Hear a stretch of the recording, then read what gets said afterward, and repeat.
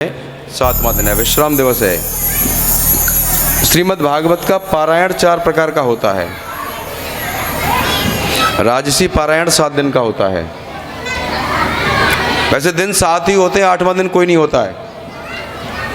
रविवार से लेकर के शनिवार तक कितने दिन होते हैं? 7। 8वां दिन नहीं होता है कोई भी। सुखदेव जी ने भागवत परीक्षित जी को श्रवण कराई। परीक्षित जी की जो शंकाएं थीं उनको दूर किया, जो प्रश्न थे उनका उत्तर दिया। शांत होकर के बैठ जाइए।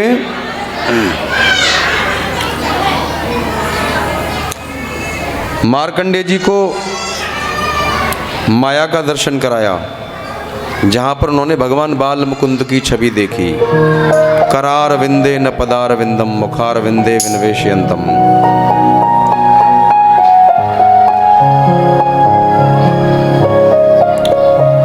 अंत में सुखदेव जी ने परीक्षित जी से एक प्रश्न पूछा, जो मैं आपसे भी पूछूंगा और सबसे पूछूंगा।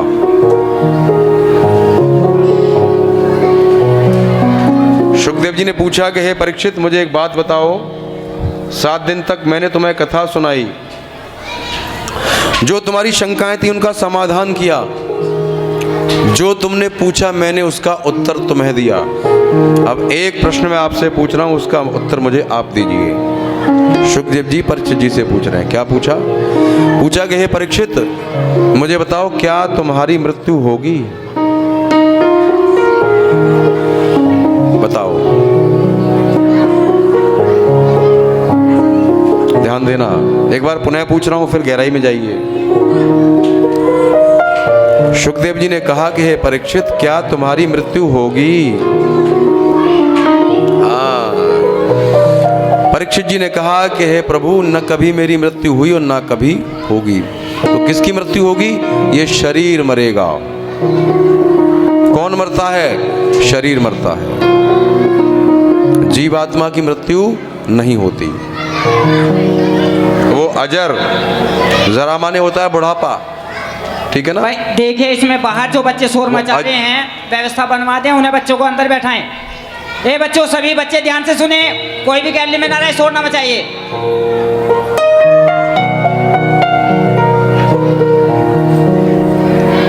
आत्मा अजर अमर अविनाशी है। परीक्षित ने उत्तर दिया कि महाराज, ये मेरा शरीर मरेगा। काल का प्रभाव किस पर होता है? शरीर पर। आत्मा पर काल का प्रभाव नहीं होता, समय का प्रभाव नहीं होता है। ध्यान कर लेना। तो जब ऐसा उत्तर दिया परीक्षित ने, सुखदेव जी तुरंत चले गए। बोले, मेरा कथा कहना सार्थक हो गया। तो भागवत का केवल यही अर्थ है, अपने स्वरूप की पहचान कराना। आप कौन हैं? आप जगत में क्यों आए हैं? आपने क्या करना चाहिए? अपने स्वरूप की पहचान कराना ही भागवत कथा सुनना है। ये जानना कि मेरी मृत्यु न कभी हुई और न कभी होगी, इस शरीर की मृत्यु होती है। इतना कह करके सुखदेव जी चले गए। बोले सुखदेव जी महाराज की जय।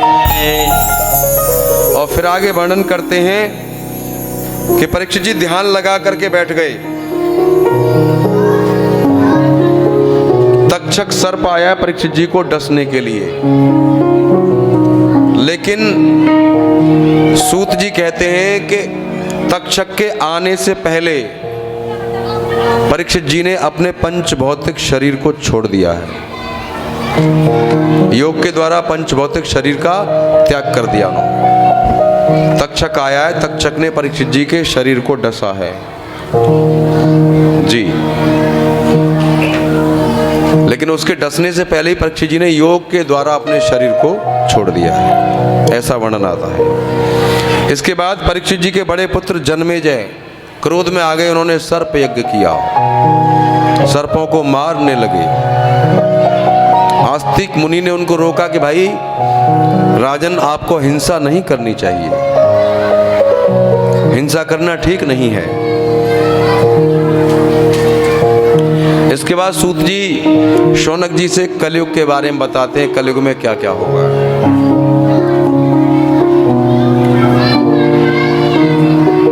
कलयुग में धनवान व्यक्ति को ही कुलीन माना जाएगा। ये ध्यान कर लेना, चाहे उसका आचरण अच्छा हो या ना हो। क्यों मास्टर जी? सूत जी कहते हैं कि कलयुग में धनवान व्यक्ति को ही कुलीन माना जाएगा, उसी को सब दंडवत प्रणाम करेंगे। धर्म पर चलने वाले, सत्य पर चलने वाले लोग कम होंगे। और एक बात और कटु सत्य है, कलयुग में निर्धन व्यक्ति को न्याय नहीं मिलेगा। बताओ ऐसा है कि नहीं? कलयुग में निर्धन व्यक्ति को न्याय नहीं मिलेगा। सब काम पैसे से होते हैं।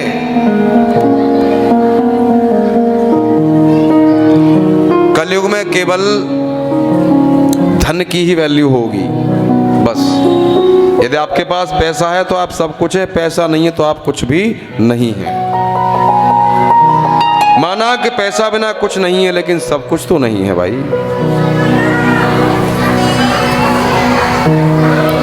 सत्य पर चलने वाले व्यक्ति का मजाक बनाएंगे, धर्मपरायण व्यक्ति का मजाक बनाया जाएगा, सद्मार्ग पर चलने वाले व्यक्ति का मजाक बनाया जाएगा, और युवक युवती संस्कार विहीन हो जाएंगे। एक पुराना फिल्मी गाना था, कितना अच्छा था वो, लल्लू राम फिल्म का। सच्ची कह रहा लल्लू राम, मेरे यार बुरा मत मानो। हैं मीठो मीठो दूध छोड़ के पी रहे कड़ुओ पानी, एक नजर ना आवे इनमें पानीदार जवानी। कितना अच्छा मैसेज था।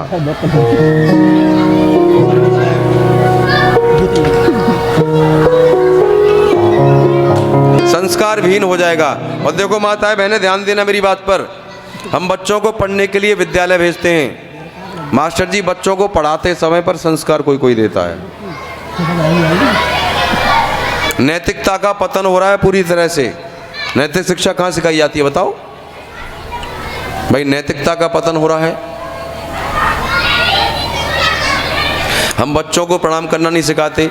क्या सिखाते हैं? हाय करो। सिखाते कि नहीं सिखाते? हाय करो, बाय करो, टाटा करो, ये सब सिखाते हैं। वही बच्चे के आचरण में हो जाता है, फिर भाई उसके जीवन में घुल जाता है। अच्छी शिक्षा के साथ साथ उसको संस्कार भी दें। धर्म ही नहीं होना चाहिए। बोलिए आनंद कंद भगवान की जय। कहने को तो बहुत कुछ है। अब अंत में मैं भागवत का अंतिम श्लोक गाता हूँ, उसे मेरे साथ मिलके सभी गाएंगे। रात हमने मास्टर जी के यहाँ पर कीर्तन किया, सत्संग किया, और कलयुग में यही एक सुलभ साधन है। बस अच्छा कीर्तन करें, भजन गाएं, भगवान का भजन करें। नाम संकीर्तनम यस्य, नाम संकीर्तनम यस्य, सर्व पाप प्रणाशनम, सर्व पाप प्रणाशनम, प्रणामो दुख शमनस्तम, प्रणामो दुख शमनस्तम, नमामि हरिम परम, नमामि हरि परम। एक बार पुनः, जिनको श्लोक याद नहीं है वो ईश्वर का ध्यान करेंगे। नाम संकीर्तनम यस्य, नाम संकीर्तनम यस्य, सर्व पाप प्रणाशनम, सर्व पाप प्रणाशनम, प्रणामो दुख शमनस्तम, प्रणामो दुख शमनस्तम, नमामि हरिम परम, नमामि हरि परम। कलयुग केवल नाम आधारा, सुमेरे सुमेरे नर उतरहि पारा। मंगल भवन अमंगल हारी, द्रवहु सुदशरथ अजिर बिहारी। बोलिए आनंद कंद भगवान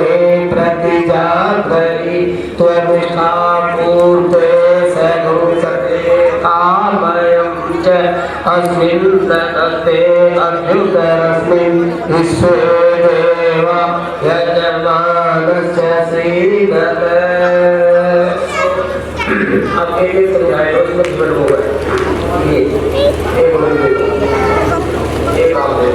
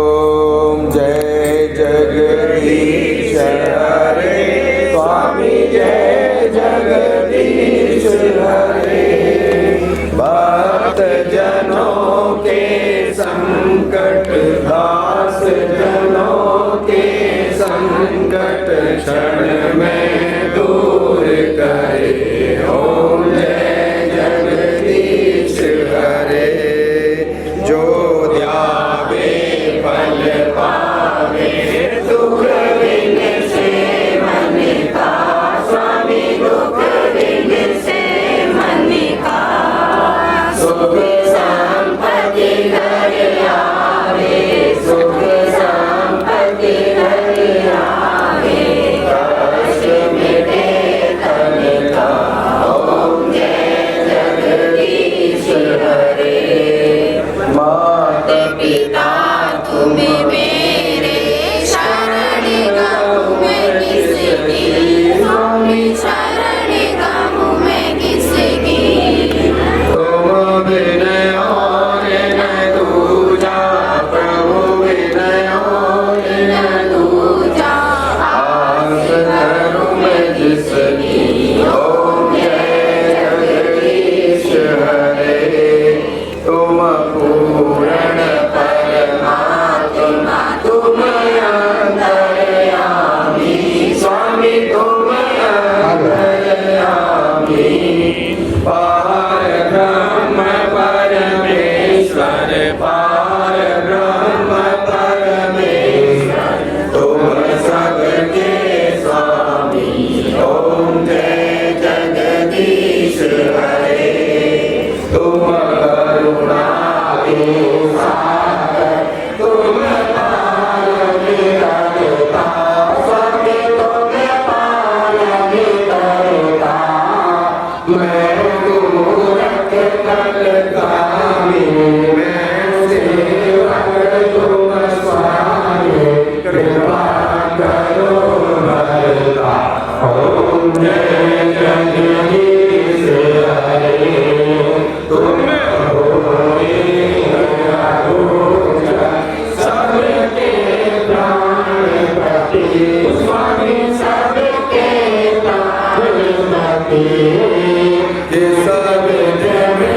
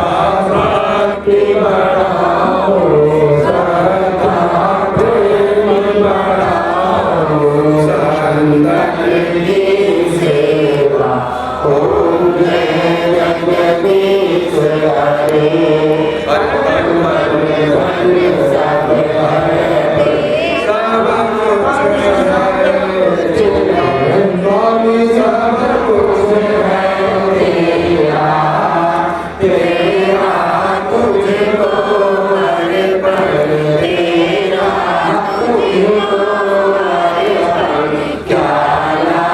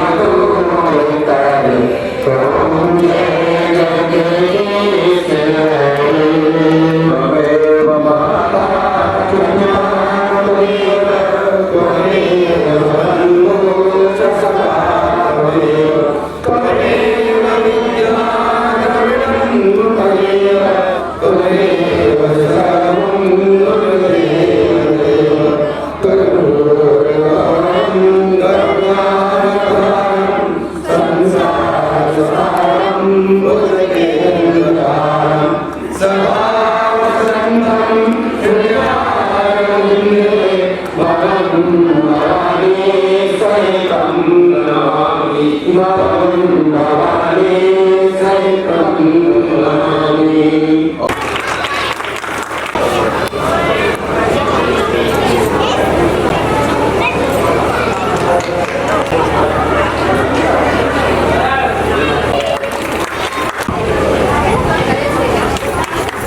भैया मैं करवा दे निभा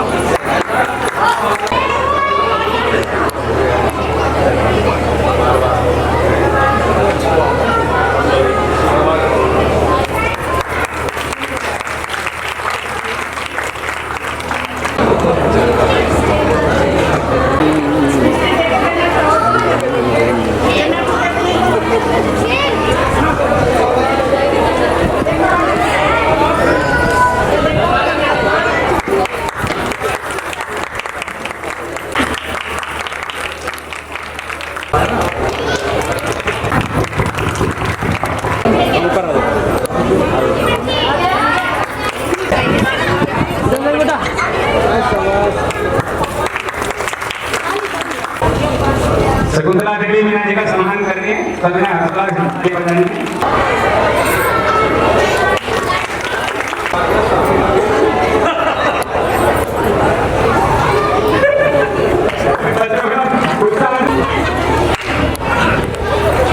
से बहुत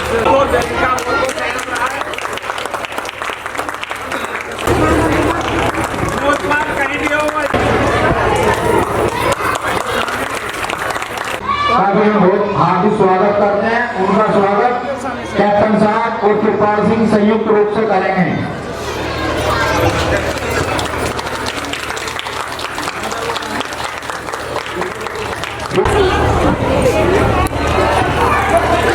अभिनंदन है।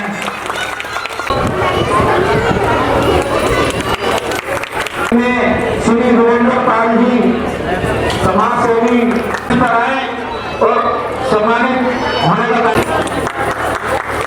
आवेदन है।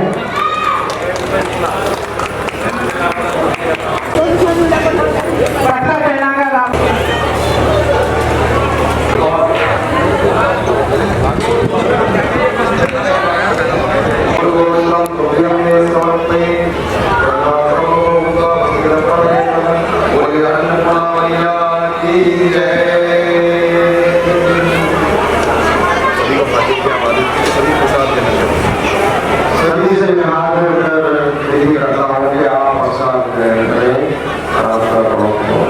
बोले गंगा मैया हर हर महादेव।